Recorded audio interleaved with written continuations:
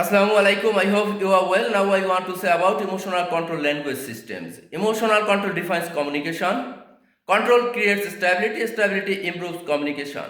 Most people react emotionally. Leaders respond strategically. Emotional control requires awareness. Awareness improves response. Leaders pause before reacting. Pausing prevents mistakes. Emotions influence language. Language shapes perception. Leaders stay calm under pressure. Calm communication builds trust. They avoid reactive language. Reactive language reduces clarity. Leaders choose words carefully. Careful language improves impact. Control strengthens professionalism.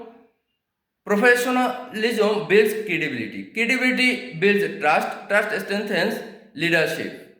Emotional control is strength. Emotional control is clarity. Emotional control is power. Thank you very much. Stay safe. Assalamu alaikum.